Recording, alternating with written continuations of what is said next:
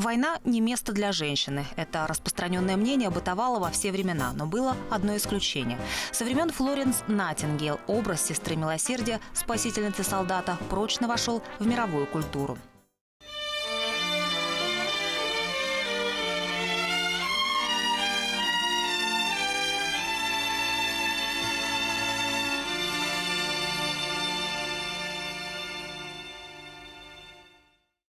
Более 3700 девушек отбывали в самое пекло войны. На призыв партии комсомола отозвались добровольцы из разных уголков республики – Уфимского, Стерлибашевского, Буздякского, Дюртюлинского и других городов и районов Башкирии.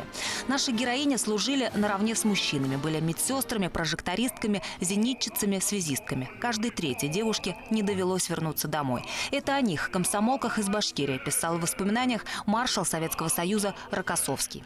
Когда я думаю, что совершил народ в те суровые годы, меня особенно восхищает стойкость советских женщин. На их долю выпали жестокие испытания в таком неженском деле, как война. 9 мая 1942 года комсомолки из разных районов Башкирии собрались в Уфе. Многие приехали с сопровождающими, мамами и родственниками. Размещались они в сборных пунктах, а штаб действовал в школе. Ныне это гимназия номер 3, что расположена на Советской площади. Там работали представители воинских частей Сталинграда. Комсоргом штаба была назначена Вера Дудина. Девушки распределялись по вагонам. В каждой назначался старший по вагону и комсорг. Но прежде чем разместить добровольцев в эшелоне, была выделена группа девушек, которые помыли в вагонах пол и стены, произвели санитарную обработку. 5 мая 1942 года нас из Белорецка поехали 48 человек. Приехали в Уфу. В Уфе нас собрали в 3-й школе. Сбор был. И из школы мы отправились. Сформировали и отправились в Сталинград. Мне в мае, нет, в феврале мне исполнилось 19, значит, 19 лет. А в мае уже поехал на фронт. Сразу из Уфы в Сталинград. До отправки на вокзал всех комсомолок пригласили в оперный театр. Там проходил митинг. С напутственными словами перед новобранцами выступила секретарь обкома ВЛКСМ Галина Дмитриевна Иваншина. Потом взяли слово девушки. Они давали клятву на верность Родине. Говорили о том, что оправдают доверие партии и будут бесстрашно громить врага. Едва закончился митинг, была дана команда на построение. Загремел духовой оркестр, и колонна двинулась по уфимским улицам к железнодорожному вокзалу. Чеканя шаг, девушки выводили песню.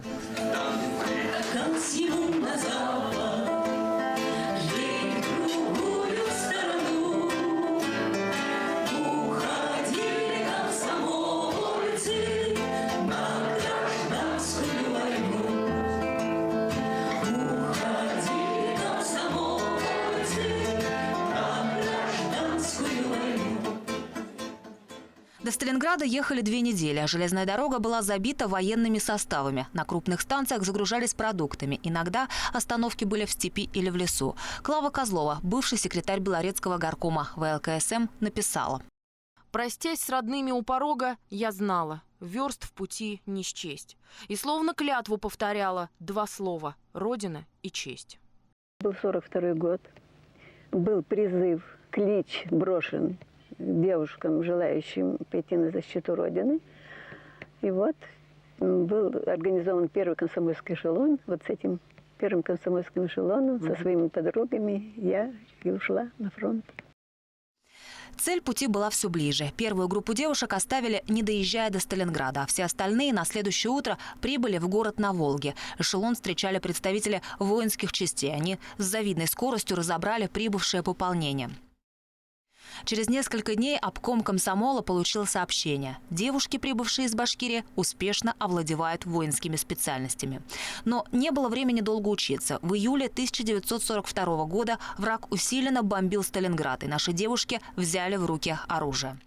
Я первое время, вот до марта 1943 года, зенитно-прожекторной была, а потом наши зенитно-прожекторные перевели город Кировоград, Украину. И там меня ранило. После ранения я попала в передвижной полевой госпиталь. В Сталинградском корпусе противовоздушной обороны воевали 7533 девушки, в том числе 3700 из Башкортостана. Враг превратил Сталинград в руины, горы железа, камни от разрушенных домов. Полностью был снесен с лица земли тракторный завод, комсомольский первенец первых пятилеток страны. В городе еще шли бои, а наш обком ВЛКСМ уже комплектовал бригады из комсомольцев для восстановления тракторного завода. Около 11 тысяч девушек из Башкортостана сражались на различных фронтах Великой Отечественной войны. Наши женщины проявляли героизм и в тылу. Восстанавливали разрушенные города, воспитывали не только своих детей, но и брали на воспитание осиротевших. Вот как отозвался о женщинах-фронтовичках герой Советского Союза летчик Алексей Моресьев.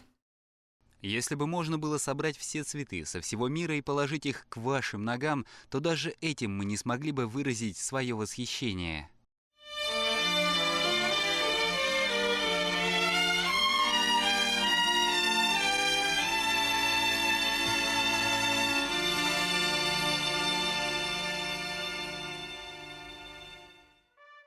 Огромная армия санитаров, носильщиков, санинструкторов, фельдшеров, медсестер и врачей оказывала помощь раненым на передовой. Это персонал полковых медпунктов и медсанбатов, полевых госпиталей, санитарно-эвакуационных частей, противоэпидемических учреждений. Это медики партизанских отрядов и соединений, работники многочисленных тыловых госпиталей.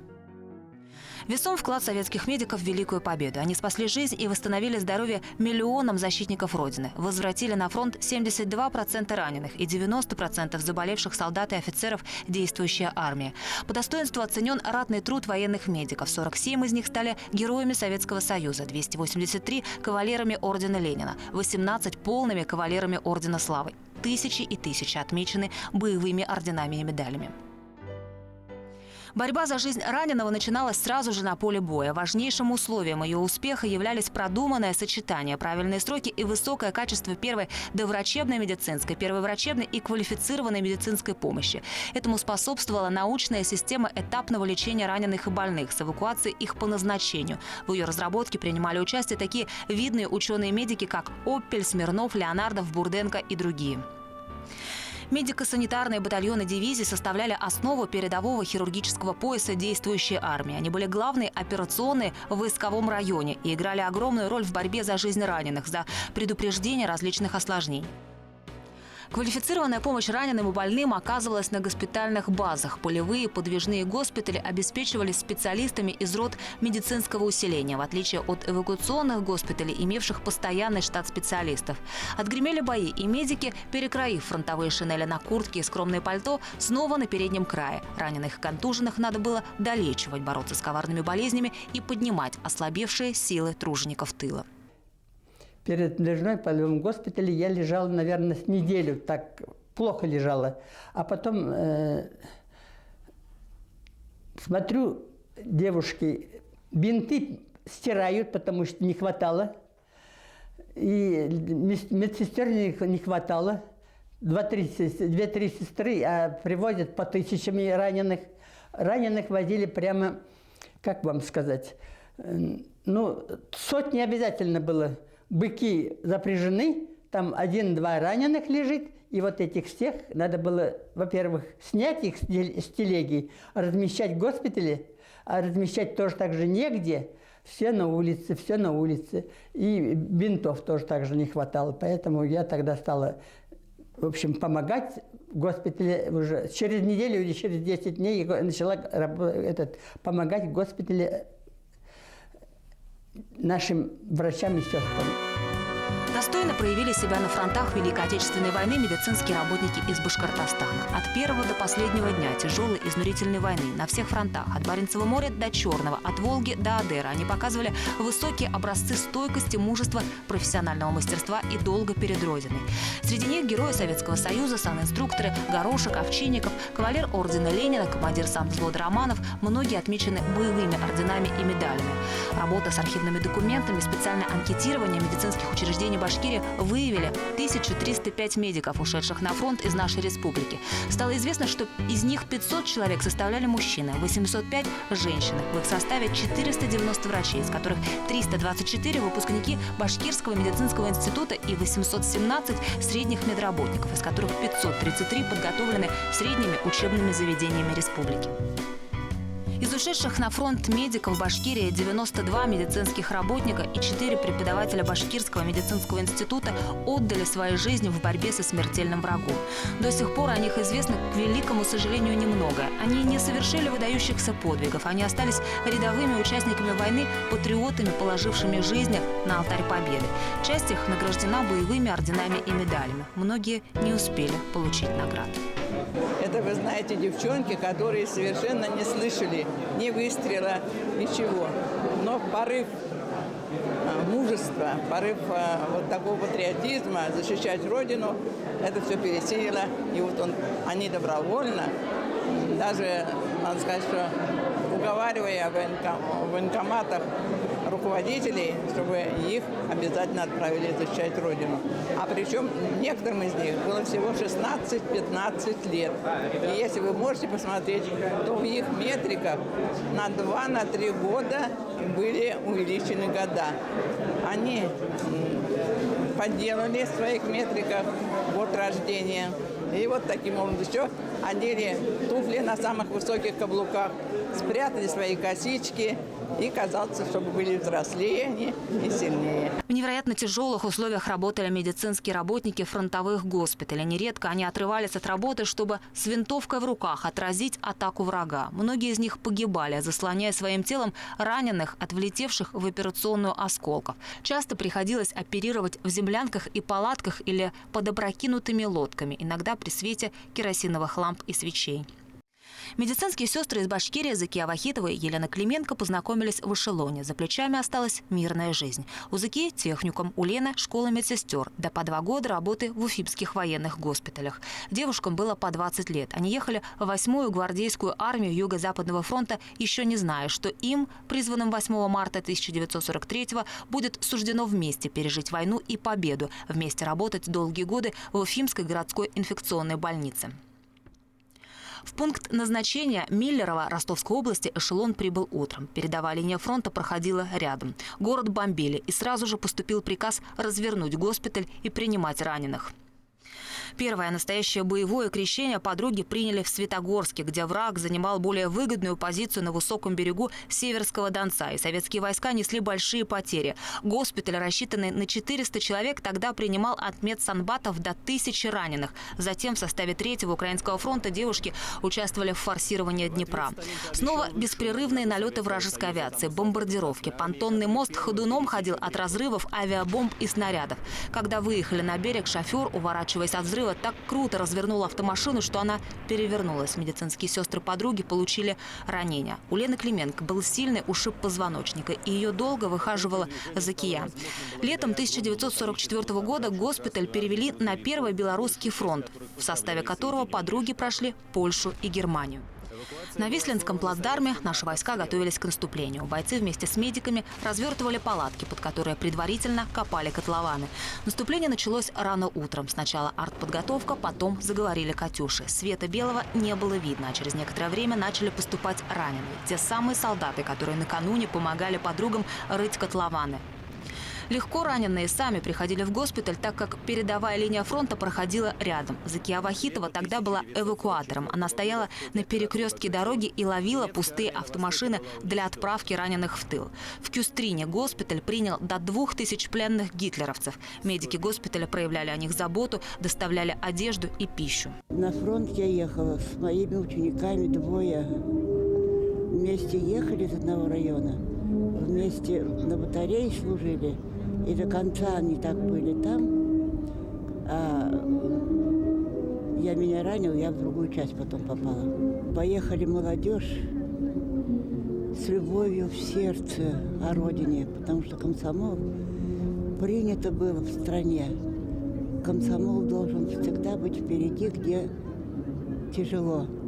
А в такое лихолетие вот они поехали, не зная, что есть профессия защищать Родину, а считали как долг свой.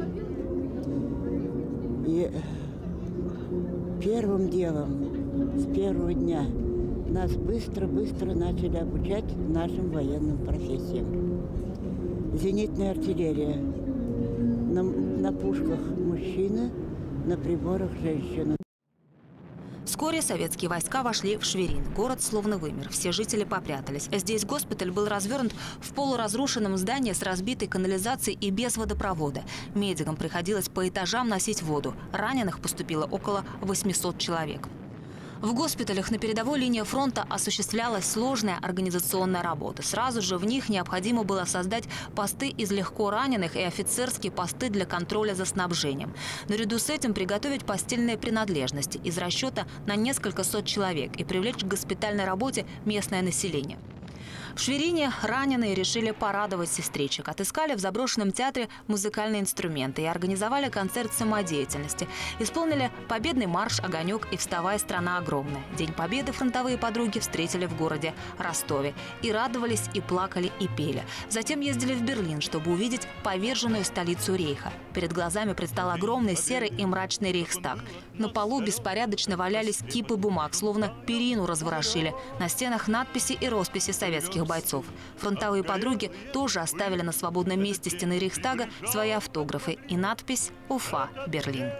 Всю войну прошла я на машине, на прожекторной машине. С Сталинграда до Берлина я дошла. 15-го в Берлин меня ранило. Конец войны ранило, я в голову была раненая.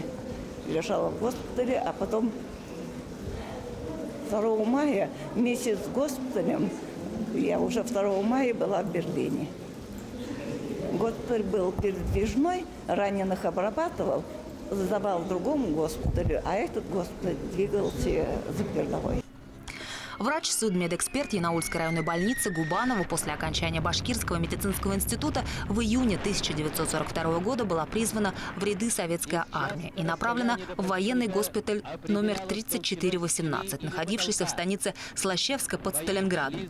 В октябре-ноябре 1942 года шли ожесточенные бои на подступах к Сталинграду. Станица Слащевска со всех сторон была окружена немецкими войсками. В госпиталь поступал большой поток раненых, которых после хирургической обработки и произведенных операций необходимо было эвакуировать в тыл. Врачи-хирурги оперировали круглосуточно. На 2 врачей приходилось более 1000 раненых. А сколько жизней помогли спасти медицинские работники, отдававшие на фронте свою кровь для раненых. Об этом вспоминали медицинская сестра Республиканской детской клинической больницы Монова и врач-хирург поликлиники номер 39 Уфы Жиркова.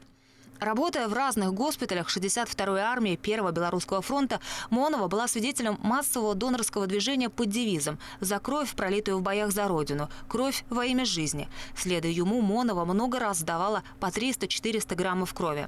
А госпиталь, в котором служили врачи-ординаторы из Уфы, Жиркова, Зильберборд, Ладыжинская, называли донорским госпиталем.